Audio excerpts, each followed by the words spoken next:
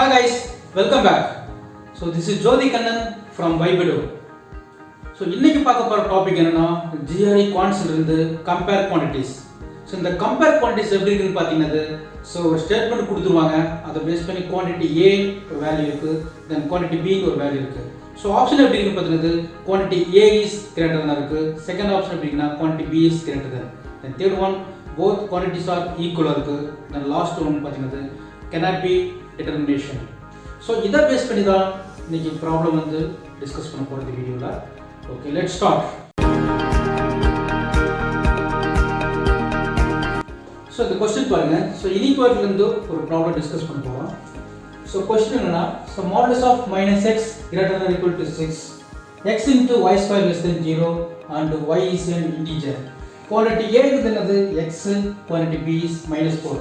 So which one is greatest or equal or cannot be given. So in the check பண்ணலாம் அப்படிட்டு. Okay, first பாருங்க. Okay, so first the two conditions satisfied பண்ணாலே so we get the answers. First condition என்னது modulus of minus x greater than or equal to 6 ங்களா. Okay, second condition x into y square less than 0. X into y square less than 0. Then y is an integer. So integer எப்படி இருக்கு பாருங்க. So negative இருக்கலாம் or positive இருக்கலாம் then 0 இருக்கலாம். That is called integer சொல்லுவோம். Okay, இப்போ என்ன பண்ணனும் செகண்ட் கண்டிஷன் பாருங்க y square. So y square அப்படிங்கும்போது yes y ஓட வேல்யூ பிளஸ் ஆர் மைனஸ் இருக்கு. என்ன ரீசனா இன்டிஜர் சொல்லிருக்காங்க. then x எப்படி இருக்குனா ஓகே இத சப்ஸ்டிட்யூட் பண்ணிக்கலாம். y ஓட value plus or minus.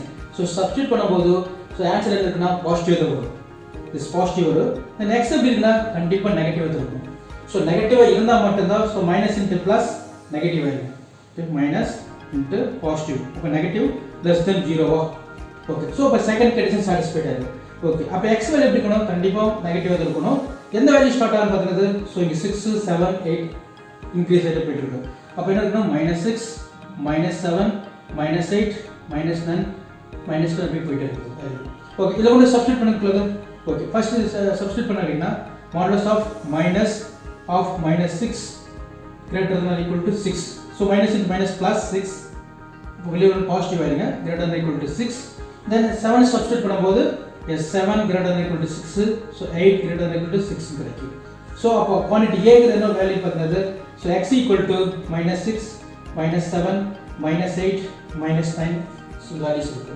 So அப்போ quantity B is -4ங்களா. So option B is correct answer.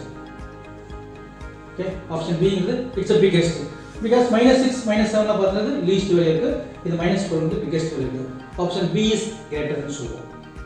So thank you for watching. So இந்த வீடியோ பிடிச்சிருந்தா லைக் பண்ணுங்க மறக்காம so எங்க சேனலை சப்ஸ்கிரைப் பண்ணுங்க. நீங்க சப்ஸ்கிரைப் பண்ணா மட்டும் தான் அடுத்து வர வீடியோல நீங்க மறக்காம பார்க்க முடியும்.